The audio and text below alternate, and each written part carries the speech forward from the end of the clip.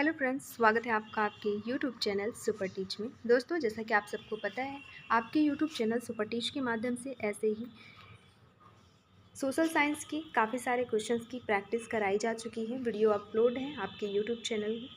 इसके अलावा आज भी हम काफ़ी सारे क्वेश्चन जो है डिस्कस करने वाले हैं। कम से कम समय में ज़्यादा क्वेश्चन प्रैक्टिस करने की कोशिश करेंगे। बाकी जितने भी क्वेश्चन हम यहाँ पे देखने वाले हैं, आपको उससे रिलेटेड सारी चीज़ें पढ़नी हैं। वो टॉपिक्स जितने भी हम यहाँ पे कवर करेंगे वो सारे इम्पॉर्टेंट हैं। तो चलिए शुरू करते हैं बिना किसी देरी के। पहला प्रश्न है हमारा, निम्नलिखित कथनों पर विचार करें और सही कथन की पहचान करें। पहला कथन है, गर्म हवाएं ध्रुवीय क्षेत्रों से भूमध्य रेखीय क्षेत्रों तक गर्म चल जाती है। दूसरा है, ठंडी धाराएं भूमध्य रेखीय क्षेत्रों से ध्रुवीय क्षेत्रों तक ठंडा जल लाती है।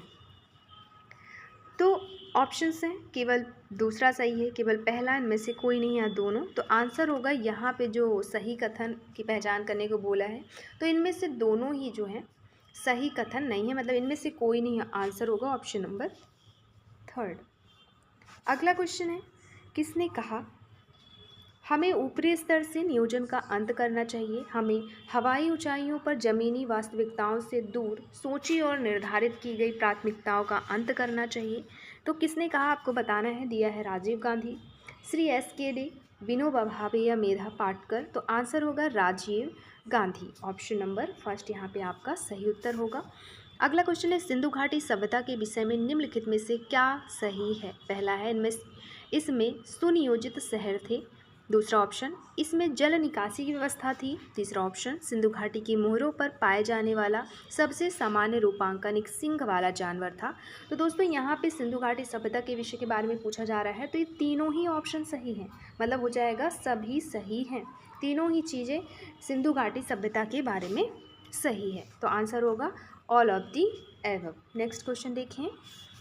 नेक्स्ट क्वेश्चन है, नीति आयोग का विस्तृत रूप क्या है। नीति आयोग का विस्तृत रूप लगभग हर एग्ज़ाम में पूछा जाता है, तो ये आपको कंफर्म पता होना चाहिए कि नीति आयोग का फुल फॉर्म क्या है। दोस्तों, इसका फुल फॉर्म है national institution for transforming India, अर्थात नेशनल इंस्टीट्यूशन, इसका आपका हिंदी वर्जन देखें, national institution for transforming India. ठीक है, ऑप्शन नंबर यहाँ पे सेकंड सही हो जाएगा। देखिए, इसमें क्या डिफरेंस दे देता है, इंस्टीट्यूशन की जगह इंस्टीट्यूट दे देगा, या फिर कुछ भी दे देगा, ये आपका इंस्टीट्यूशन में गड़बड़ कर देगा, या फिर ट्रांसफॉर्मिंग में चेंजेस कर देगा, जैसे इसमें किया है। कुछ में ऑप्शंस में है ट्रांजिशन, ट्रांसफॉर्मिंग, किसी में ट्रेनिंग। तो ये सारी चीज़ें आपको क्लियर होनी चाहिए कि इसका फुल फॉर्म है national institution for transforming India. अगला क्वेश्चन है, निम्नलिखित का मिलान करें। हुमायूं, गुलबदन बेगम, औरंगजेब, अब्दुल हमीद लाहौरी। हुमायूं, तो ये किसका लिखा हुआ है यहाँ पे बताना है आपको। दोस्तों, हुमायूं का हो जाएगा इंसान कामिल, गुलबदन बेगम का हुमायूंनामा, औरंगजेब का आलमगीर और अब्दुल हमीद लाहौरी का बादशाहनामा। आंसर हो जाएगा आपका ऑप्शन नंबर 4 सही उत्तर। नेक्स्ट क्वेश्चन देखें। अहमदनगर की प्रसिद्ध महिला शासक चांद बीबी ने अपने राज्य की रक्षा के लिए इनके विरुद्ध लड़ाई लड़ी थी। किनके विरुद्ध आपको बताना है। ऑप्शन है, मुगल, हैदराबाद की निज़ाम सेना, विजयपुर की आदिलशाही सेना या ईस्ट इंडिया कंपनी। तो आंसर है मुगल। अहमदनगर की प्रसिद्ध महिला शासक चांद बीबी ने मुगल के खिलाफ लड़ाई लड़ी थी। अगला क्वेश्चन है, सामाजिक विज्ञान के शिक्षण में फील्ड वर्क का उद्देश्य बताएं।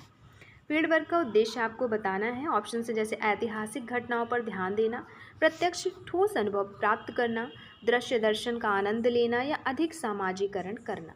सामाजिक विज्ञान के फील्ड वर्क का उद्देश्य है दोस्तों दिए गए ऑप्शन में से to gain direct concrete experience, अर्थात प्रत्यक्ष ठोस अनुभव प्राप्त करना। नेक्स्ट क्वेश्चन है, निम्न इतिहास में विषय सूची को व्यवस्थित करने के लिए जो दृष्टिकोण बहुत उपयोगी है वह दृष्टिकोण कौन सा है। ऑप्शन है, संकेंद्रिक दृष्टिकोण, सामयिक दृष्टिकोण, सर्पिल दृष्टिकोण या कालानुक्रमिक दृष्टिकोण। बात हो रही है इतिहास में विषय सूची को व्यवस्थित करने के लिए दृष्टिकोण की, तो आंसर होगा कालानुक्रमिक दृष्टिकोण। नेक्स्ट क्वेश्चन है, कोरेगांव भीमा की लड़ाई किस वर्ष में हुई थी? ऑप्शंस हैं 1718, 1818, 1796 या 1857। आंसर है 1818। अगला क्वेश्चन है, वह रणनीति जिसमें सरकार आयात पर निर्भरता को कम करने हेतु घरेलू खपत के लिए स्थानीय उत्पादन को प्रोत्साहित करता है। ऑप्शंस हैं निर्यात संवर्धन, प्रशुल्क, आयात प्रतिस्थापन या कोटा। तो आंसर है ऑप्शन नंबर 3, आयात प्रतिस्थापन। नेक्स्ट क्वेश्चन, NAFED का तात्पर्य बताएं, इसका फुल फॉर्म पूछा जा रहा है। ऑप्शंस दिए गए हैं, ध्यान से देखें स्क्रीन पर और बताएं इसका फुल फॉर्म क्या है। तो आंसर होगा यहाँ पे N for national, A for agricultural cooperative marketing federation, E for India और आपका हो जाएगा लिमिटेड। पूरा देखें तो क्या होगा, national agricultural cooperative marketing federation of India limited.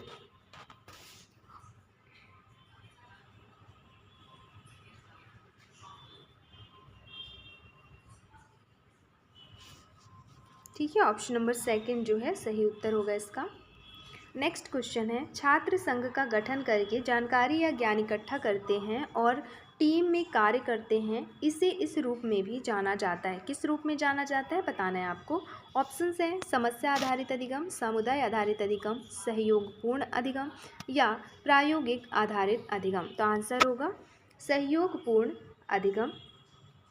Next question है, पृथ्वी और चंद्रमा के बीच की दूरी लगभग कितने किलोमीटर है? दोस्तों, पृथ्वी और चंद्रमा के बीच की दूरी लगभग 3,84,000 किलोमीटर है। नेक्स्ट क्वेश्चन है, नादिर शाह ने भारत पर कब आक्रमण किया? ऑप्शन से 1766, 1749, 1759 या 1739। आंसर होगा 1739। नेक्स्ट क्वेश्चन है, स्थानीय सरकार एक विषय वस्तु है जो कि किस सूची के अंतर्गत आती है? स्थानीय सरकार की बात हो रही है, आपको बताना है किस सूची का ये विषय है। आंसर होगा राज्य सूची का विषय। स्थानीय सरकार दोस्तों राज्य सूची का विषय है। अगला क्वेश्चन है, शिक्षण के रूप में सामाजिक विज्ञान किसका एक संयोजन है? ऑप्शंस हैं दिए गए, ऑप्शन स्क्रीन पे आप देख सकते हैं। इसका सही उत्तर हम देख लेते हैं। सही उत्तर है नृविज्ञान, समाजशास्त्र, संस्कृति, इतिहास। अगला क्वेश्चन, भारत के किस राज्य में गहन निर्वाह के लिए धान की खेती प्रचलित है? धान की खेती दोस्तों पश्चिम बंगाल में प्रचलित है। नेक्स्ट, निम्नलिखित में से किसने 1839 में कलकत्ता, जिसे आप कहते हैं कोलकाता में तत्वबोधिनी सभा की स्थापना की? ऑप्शंस हैं देवेंद्र नाथ टैगोर, केशव चंद्र सिंह, ईश्वरचंद्र विद्यासागर या राजा राम मोहन राय। तो आंसर होगा देवेंद्र नाथ टैगोर। ठीक है दोस्तों, यदि आप चैनल पे नए हैं तो सब्सक्राइब ज़रूर कर लें, दोस्तों को शेयर करना बिल्कुल भी ना भूलें और वीडियो अंत तक ज़रूर देखें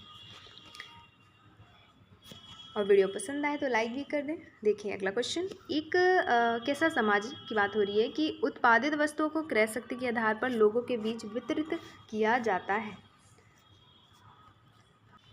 तो आंसर होगा पूंजीवादी। दोस्तों, पूंजीवादी समाज में क्या होता है, उत्पादित वस्तुओं को क्रय शक्ति के आधार पर लोगों के बीच में वितरित किया जाता है। अगला क्वेश्चन है, सामाजिक विज्ञान में वर्तमान घटनाओं के शिक्षण के लिए कौन सी गतिविधि सबसे उपयुक्त है?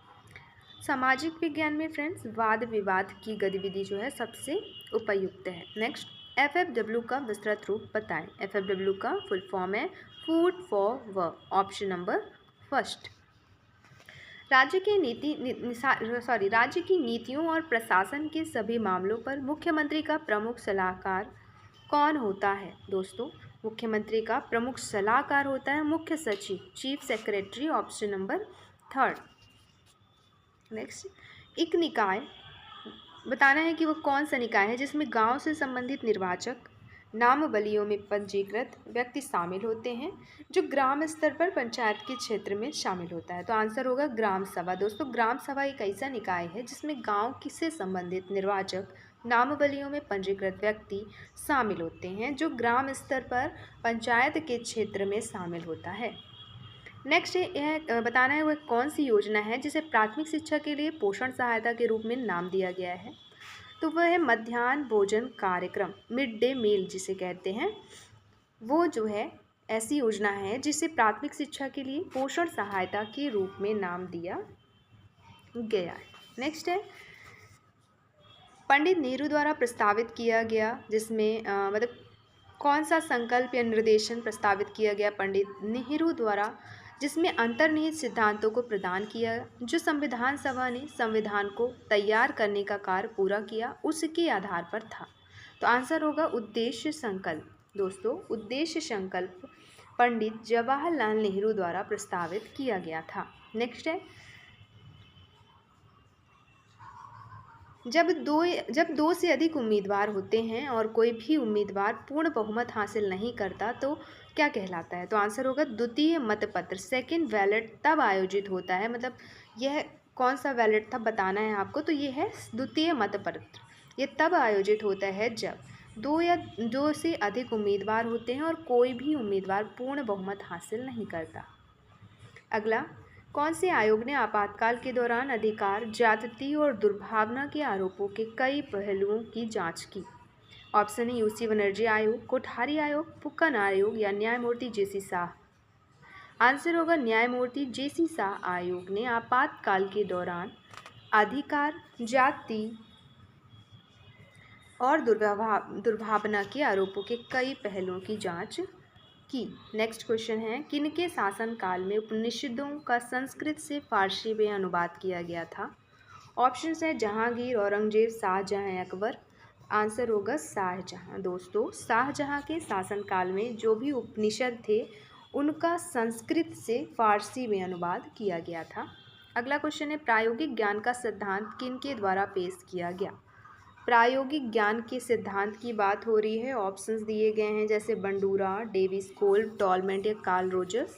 तो आंसर होगा डेविड कोल्ब। डेविड कोल्ब जो हैं उन्होंने प्रायोगिक ज्ञान का सिद्धांत पेश किया। अगला, एक सामाजिक विज्ञान शिक्षक को अभिग्रहित करने के लिए सबसे महत्वपूर्ण गुण क्या है? ऑप्शंस हैं जैसे पहला देखिए नित्य साप्ताहिक परीक्षण और असाइनमेंट आयोजित करना, बिल्कुल नहीं। लोकतांत्रिक नागरिकता विकसित करने की भावना, तो ये सही है। ये जो गुण है महत्वपूर्ण है सामाजिक विज्ञान के शिक्षक को अभिग्रहित करने के लिए। नेक्स्ट क्वेश्चन है भारतीय रिजर्व बैंक का राष्ट्रीयकरण किस वर्ष हुआ? दोस्तों, भारतीय रिजर्व बैंक का राष्ट्रीयकरण हुआ सन 1949 में।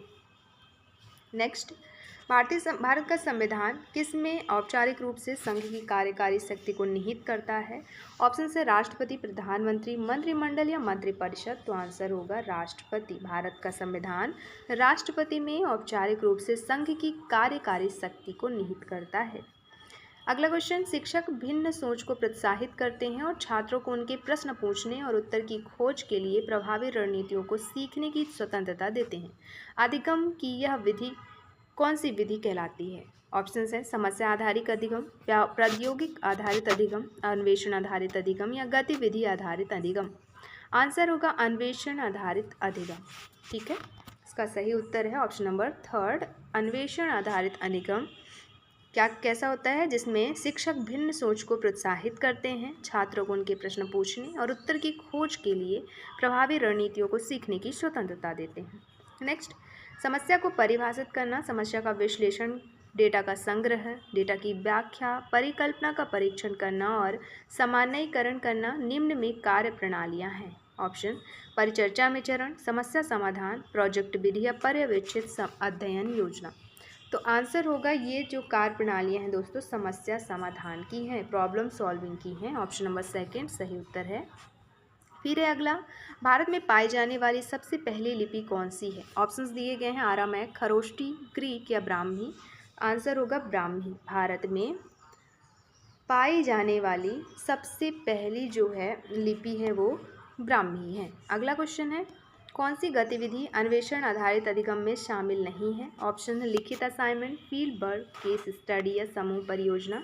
तो शामिल क्या पूछा है? शामिल नहीं है। तो इनमें से शामिल नहीं है लिखित असाइनमेंट, बाकी आपका फील्ड वर्क, केस स्टडी ये सारे ही हैं। अगला क्वेश्चन है निम्नलिखित में से किस ब्रिटिश अधिनियम के कारण भारत में देशव्यापी सामूहिक विद्रोह किया गया? ऑप्शंस हैं प्रेस अधिनियम 1910 ईस्वी, रॉलेट एक्ट 1919 ईस्वी, भारतीय नियम 1915 ईस्वी की बहुपक्षीय रक्षा या भारतीय अपराध कानून संशोधन अधिनियम 1908 ईस्वी।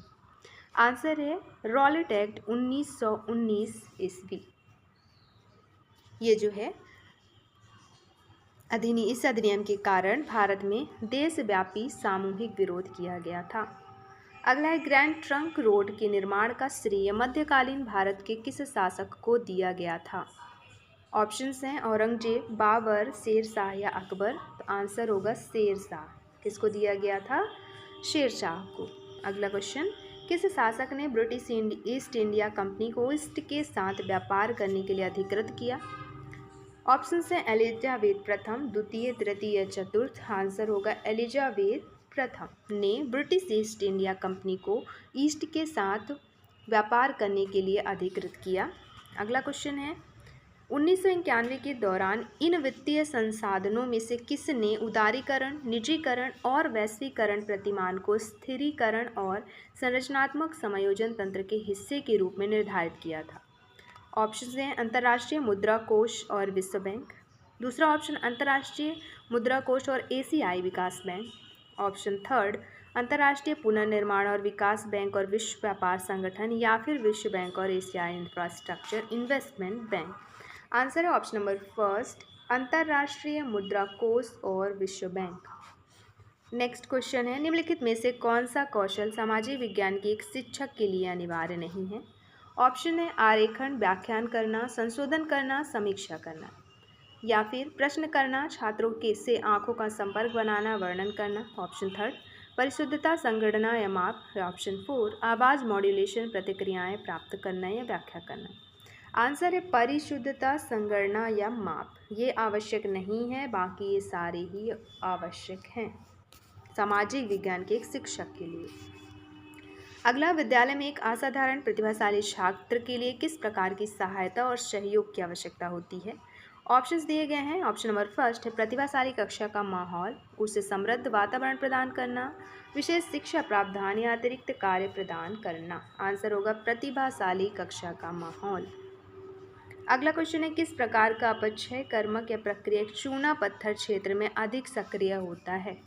ऑप्शन है आपतपन, वनस्पति, तुषार या कार्बोनेशन। आंसर होगा कार्बोनेशन या कार्बोनेटीकरण। Option number 4। अगला क्वेश्चन है औपचारिक मूल्यांकन का उदाहरण बताएं। ऑप्शंस दिए गए हैं मासिक परीक्षण, प्रायोगिक परीक्षण, शिक्षक द्वारा परीक्षण या रेटिंग स्केल। सही उत्तर है मासिक परीक्षण। नेक्स्ट क्वेश्चन, अकबर द्वारा बनाया गया स्थान इबादत खाना जहां सभी जातियों के विद्वानों को चर्चा के लिए बुलाया जाता था, वो कहाँ है? ऑप्शंस हैं फतेहपुर सीकरी, लाल किला, सिकंदरा किला या आगरा का किला। तो आंसर होगा फतेहपुर सीकरी, वह स्थान है। अगला क्वेश्चन देखें,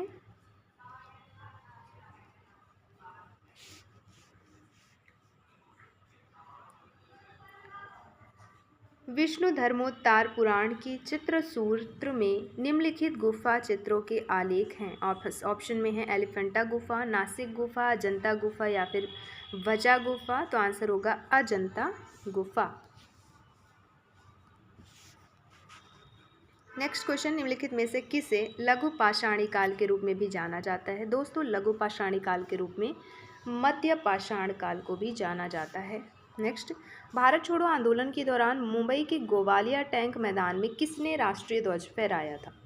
ऑप्शन हैं जैसे जवाहरलाल नेहरू, अरुणा आसफ अली, महात्मा गांधी, सरोजनी नायडू। तो आंसर होगा अरुणा आसफ अली ने भारत छोड़ो आंदोलन के दौरान मुंबई के गोवालिया टैंक मैदान में राष्ट्रीय ध्वज को फहराया था। नेक्स्ट, समान बैरोमेट्रिक दबाव वाले स्थानों को जोड़ने वाली रेखाएं कौन सी होती हैं?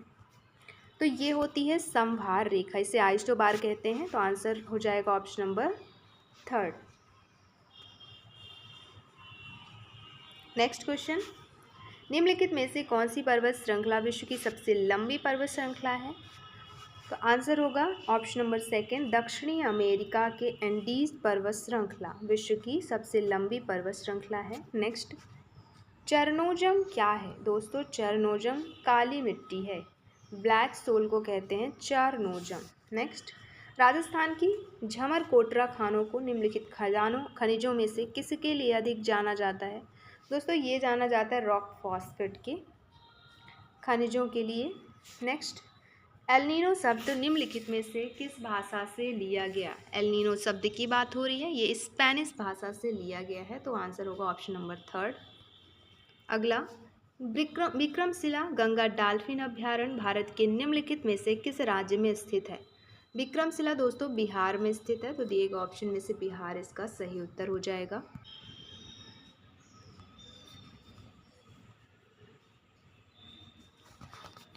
मंत्रिमंडल सचिवालय का राजनीतिक प्रमुख कौन है? ऑप्शन से प्रधानमंत्री, सचिव, मंत्रिमंडल सचिव या कैबिनेट मंत्री। दोस्तों मंत्रिमंडल सचिवालय का राजनीतिक प्रमुख की बात हो रही है, तो वहाँ पे प्रधानमंत्री प्रमुख होता है। आंसर होगा ऑप्शन नंबर प्रधानमंत्री, प्राइम मिनिस्टर। नेक्स्ट क्वेश्चन, हेयर पद्धति को और क्या कहा जाता है? ऑप्शंस दिए गए हैं, सूची प्रणाली, वैकल्पिक बोर्ड प्रणाली, श्रेणी आधारित प्रणाली या एकल हस्तांतरणीय बोर्ड प्रणाली। आंसर होगा एकल हस्तांतरणीय बोर्ड प्रणाली। नेक्स्ट क्वेश्चन, निम्नलिखित में से कौन जलवायु परिवर्तन पर राष्ट्रीय कार्य योजना का हिस्सा नहीं है?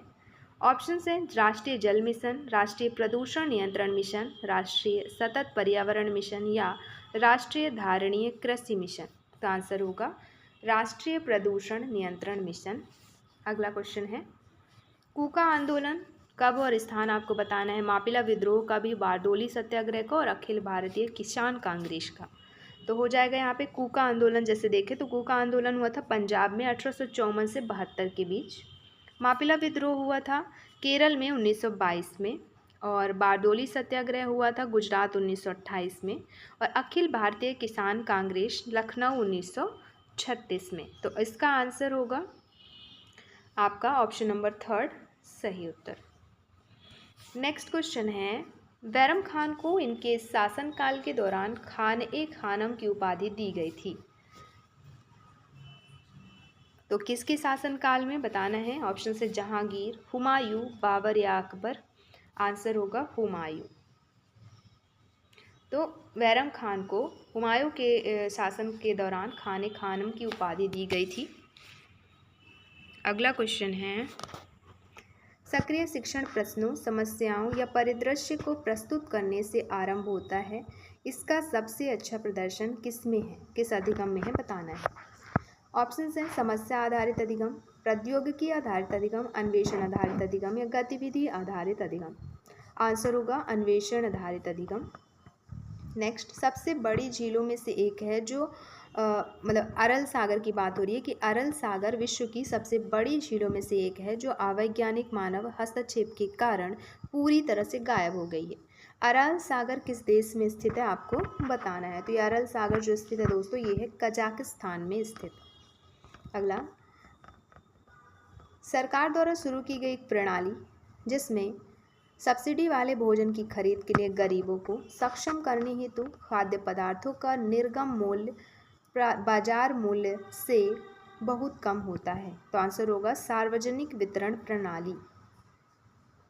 यह एक ऐसी प्रणाली है जिसमें सब्सिडी वाले भोजन की खरीद के लिए गरीबों को सक्षम करने हेतु खाद्य पदार्थों का निर्गम मूल्य बाजार मूल्य से बहुत कम होता है।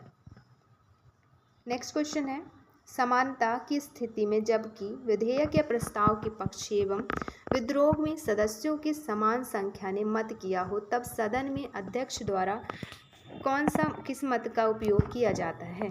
दोस्तों तब किया जाता है निर्णायक मत का। अगला, निम्नलिखित घटनाओं को उनके कालक्रम के अनुसार सही क्रम में व्यवस्थित करना है। जलियांवाला बाग दिया है, सविनय अवज्ञा, साइमन कमीशन और भारत छोड़ो। दोस्तों सबसे पहले हुआ आपका जलियांवाला बाग, फिर साइमन कमीशन का बहिष्कार, देन द्वितीय सविनय अवज्ञा आंदोलन और फिर लास्ट में भारत छोड़ो आंदोलन। अगला क्वेश्चन है, दीनबंधु मित्रा द्वारा रचित नाटक नील दर्पण इनमें से मतलब किन इस लिखा है कि स्थिति का चित्रण करता है। किन की स्थिति का? ऑप्शन है बुनकरों, नील बागान रोपको, भूमिहीन मजदूरों या बंगाली कारीगरों। तो नील दर्पण जो है दोस्तों, जो कि दीनबंधु मित्रा द्वारा रचित है, उसमें नील बागान रोपको की स्थिति का चित्रण किया गया है। अगला, छत्रपति शिवाजी महाराज को किस वर्ष मराठा राजा के रूप में ताज पहनाया गया था? तो इन्हें पहनाया गया था 1674 में मराठा राजा के रूप में ताज। सरकार ने किसानों के लाभ के लिए कृषि उपज के सरकारी विपणन को बढ़ावा देने के उद्देश्य से किसकी शुरुआत की? दोस्तों, ये शुरुआत की गई थी national agricultural cooperative marketing federation of India limited की। अगला, शिक्षा का अधिकार अधिनियम कब लागू हुआ? शिक्षा का अधिकार अधिनियम दोस्तों 1 अप्रैल 2010 को लागू हुआ। अगला, किसी दी गई अवधि के लिए किसी देश के आयात और निर्यात मूल्यों के बीच का अंतर क्या कहलाता है? ये कहलाता है व्यापार का संतुलन। दोस्तों, राजा अशोक द्वारा नियुक्त राजकों ने निम्नलिखित कर्तव्य निभाया। किसकी कर्तव्य, कौन सा कर्तव्य निभाया? तो आंसर होगा न्यायिक कर्तव्य। अगला क्वेश्चन है, एमआरटीपी का विस्तृत रूप बताएं। एमआरटीपी का विस्तृत रूप है monopoly and restrictive trade practices act. अगला, गुफा चित्र या पेंटिंग्स किस स्थान पर पाए जाते हैं? ऑप्शन है भीमबेटका, बादामी, अजंता, हर जगह। तो ऑप्शन होगा इन तीनों ही जगह पाए जाते हैं गुफा चित्र। नेक्स्ट, अष्टप्रधान इसका आधिकारिक परिषद था किनका? तो अष्टप्रधान की बात हो रही है दोस्तों, ये था मराठाओं का आधिकारिक परिषद। नेक्स्ट, निम्नलिखित में से किस वर्ष में भारत ने परमाणु परीक्षणों की श्रृंखला आयोजित की? आंसर होगा 1998 में। नेक्स्ट, भारत में मुद्रा करेंसी नोट जारी करने में किसका एकाधिकार है? तो ये है आपका भारतीय रिजर्व बैंक का। मुद्रा करेंसी की बात हो रही है, मतलब करेंसी नोट की बात हो रही है, तो वहाँ पे आंसर होगा आरबीआई। नेक्स्ट, संविधान सभा के अध्यक्ष कौन थे? ऑप्शन है के एम मुंशी, एस.सी. मुखर्जी, राजेंद्र प्रसाद या अम्बेडकर। आंसर होगा डॉक्टर राजेंद्र प्रसाद संविधान सभा के अध्यक्ष थे। नेक्स्ट, गरीबी हटाओ का प्रसिद्ध नारा किसने दिया? ऑप्शन है राजीव गांधी, वीपी सिंह, इंदिरा गांधी या जयप्रकाश नारायण। सही उत्तर है इंदिरा गांधी। नेक्स्ट क्वेश्चन, सामाजिक सस्वर पाठ पद्धति का प्रस्तावक कौन है? सामाजिक सस्वर पाठ पद्धति का प्रस्तावक है एडम वेस्ले, ऑप्शन नंबर 4। अगला, किन्हें लोकहितवादी के रूप में जाना जाता था? तो लोकहितवादी के रूप में दोस्तों गोपाल हरि देशमुख को जाना जाता था। नेक्स्ट, एक शिक्षक किसके आयोजन द्वारा तत्काल प्रतिपुष्टि प्राप्त करता है? तो एक शिक्षक दोस्तों निर्माणात्मक मूल्यांकन के आयोजन द्वारा तत्काल प्रतिपुष्टि प्राप्त करता है। नेक्स्ट, संविधान के अनुसार भारत को सबसे अच्छे किसके रूप में वर्णित किया गया है? तो संविधान के अनुसार भारत को राज्यों का संघ के रूप में जो है वर्णित किया गया है। नेक्स्ट, भारतवर्ष, भारत ने किस वर्ष तक खाद्यान्न में आत्मनिर्भरता हासिल की? तो आंसर होगा 1976। भारत ने वर्ष 1976 तक खाद्यान्न में आत्मनिर्भरता हासिल कर ली। अगला, किसने भारतीय योजना आयोग का स्थान ले लिया? ऑप्शन है अंत्योदय अन्न योजना, योजना उपाय, योजना आयोग या नीति आयोग। तो योजना आयोग का स्थान लिया दोस्तों नीति आयोग ने। नेक्स्ट, निर्देश के लिए विद्यार्थियों की अधिगम संबंधी कठिनाइयों या कमजोरियों को पहचानना किसके रूप में जाना जाता है? आंसर होगा नैदानिक परीक्षण के रूप में। अगला, सामाजिक विज्ञान के शिक्षण में नाटकीय रूपांतरण का प्रमुख उद्देश्य निम्न कराना होता है। तो आंसर होगा बोध कराना होता है। अगला क्वेश्चन, पंचशील समझौते पर किसके मध्य हस्ताक्षर किए गए? तो ये किए गए थे भारत और चीन के मध्य हस्ताक्षर। बहुमत के अनुसार पृथ्वी की आयु बताएं। दोस्तों, बहुमत के अनुसार पृथ्वी की आयु है 4 से 5 ट्रिलियन वर्ष। अगला, वह रणनीति जो छात्र ज्ञान को बढ़ाती है, उन्हें सहयोग, संचार और स्वतंत्र अधिगम कौशल प्राप्त करने और आजीवन अधिगम के लिए सक्षम बनाती है। आंसर होगा ई परियोजना पद्धति। नेक्स्ट, चर्चा विधि का लाभ बताएं। दोस्तों, चर्चा विधि का लाभ है शिक्षण के बजाय अधिगम पर जोर। नेक्स्ट, भारतीय राष्ट्रीय कांग्रेस का एकमात्र सत्र जिसकी अध्यक्षता महात्मा गांधी ने की थी, यह कहाँ आयोजित किया गया था? कहाँ आयोजित किया गया था? तो आंसर होगा बेलगांव में। नेक्स्ट, मूल्य और उद्देश्य का गुणात्मक निर्णय क्या होता है? दोस्तों, मूल्यांकन में होता है मूल्य और उद्देश्य का गुणात्मक निर्णय। नेक्स्ट, एनएसई का विस्तृत रूप बताएं। दोस्तों, एनएसई का विस्तृत रूप है नेशनल स्टॉक एक्सचेंज। अगला, कौन से निर्माणात्मक मूल्यांकन की एक विशेषता नहीं है? तो इनमें से जो विशेषता नहीं है निर्माणात्मक मूल्यांकन की, वो है यह अनुदेशात्मक रणनीतियों के संशोधन में मदद नहीं करता। अगला क्वेश्चन, कौन सा एक सही कथन नहीं है? इनमें से जो सही कथन नहीं है वो है ऑप्शन नंबर फर्स्ट, जिसमें लिखा है बक्सर की लड़ाई ब्रिटिश ईस्ट इंडिया कंपनी और मीर जाफर के बीच लड़ी गई थी। अगला, संविधान में कौन सा अनुच्छेद जम्मू एंड कश्मीर को विशेष दर्जा देता है? तो वह अनुच्छेद है 370। नेक्स्ट, निम्नलिखित में से किस प्रकार की विधि छात्र के वैयक्तिकता को प्राथमिकता देती है? तो आंसर होगा शिक्षार्थी केंद्रित। निम्नलिखित में से क्या मानव विकास के वैचारिक स्तंभों में एक नहीं है? तो इनमें से जो नहीं है वो है समानता, बाकी स्थिरता, उत्पादकता, सशक्तिकरण वैचारिक स्तंभों में से एक है। अगला, निम्नलिखित में से कौन सी अधिगम विधि सामाजिक विज्ञान सीखने में सबसे प्रभावी है? तो वो है क्रियामूलक अधिगम विधि। नेक्स्ट, सिंधु घाटी सभ्यता वाले किस शहर में डाक था? तो ये था लोथल में। अगला, निम्नलिखित में से कौन सामाजिक विज्ञान और मानविकी विषयों में ज्ञान द्वारा समाज और संस्कृति की समीक्षा करता है? तो वो है आंसर आलोचनात्मक सिद्धांत। नेक्स्ट, किस देश में राष्ट्रपति प्रणाली और कार्यकारी शक्तियाँ राष्ट्रपति के हाथों में होती है? तो वो है यूएसए। अगला क्वेश्चन, एक बच्चा जो अत्यधिक अंतर्मुखी है वह खुद को खुले तरीके से व्यक्त करने में अनिच्छुक हो सकता है। उसके व्यक्तित्व लक्षणों का अध्ययन करने के लिए किस टेक्निक का प्रयोग किया जा सकता है? तो आंसर होगा प्रोजेक्टिव टेक्निक अर्थात परियोजित तकनीकी का। नेक्स्ट, निम्नलिखित में से कौन निश्चित रूप से एक अवधि के अंतराल में प्राप्त होने योग्य है? तो वो है उद्देश्य, ऑब्जेक्टिव्स। नेक्स्ट क्वेश्चन है, इनमें से कौन से नेता विद्रोह आंदोलन 1919 से 24 के से प्रत्यक्ष रूप से नहीं जुड़े थे?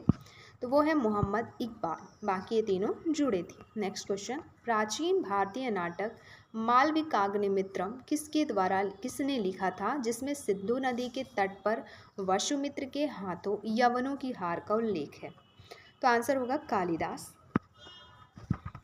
अगला क्वेश्चन है, निम्नलिखित में से किस हवा के कारण मध्य यूरोप एक गर्म जलवायु का आनंद उठाता है? तो आंसर होगा फेन हवा के कारण।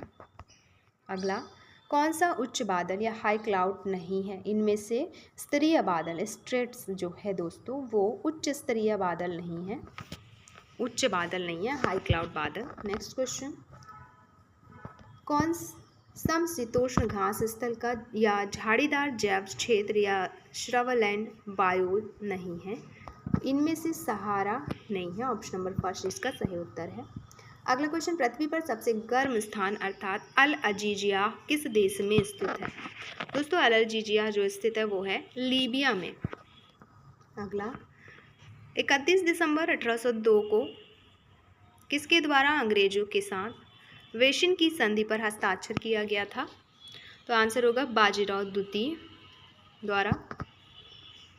राम का सेतु या राम सेतु निम्नलिखित में से किस खाड़ी में स्थित है? तो आंसर होगा पाक जल डमरू मध्य। नेक्स्ट, सामाजिक विज्ञान में ई लर्निंग छात्रों को निम्न में मदद करता है, किसमें? तो आंसर होगा कभी भी और कहीं भी अधिगम में। नेक्स्ट, और आज की वीडियो का अंतिम प्रश्न है, रिंग ऑफ फायर कहाँ स्थित है? ऑप्शंस दिए गए हैं, दिए गए ऑप्शन में से आपका आंसर है प्रशांत महासागर के तट के स्थान मतलब तट पे स्थित है आपका रिंग ऑफ फायर। तो इस वीडियो में इतने ही क्वेश्चन, मिलते हैं नेक्स्ट वीडियो में नए क्वेश्चन के साथ। नए क्वेश्चन प्रैक्टिस करेंगे। जितने भी क्वेश्चन हम देख रहे हैं वो काफ़ी इंपॉर्टेंट है, आपको वो सारे क्वेश्चन ध्यान से पढ़ने हैं, 1 से 2 बार आपको रिपीट कर करके पढ़नी है और उससे रिलेटेड टॉपिक्स, ठीक है। तो इसमें इतना ही, मिलते हैं नेक्स्ट वीडियो में। धन्यवाद। तब तक के लिए देखते रहें आपका अपना यूट्यूब चैनल सुपर टीच।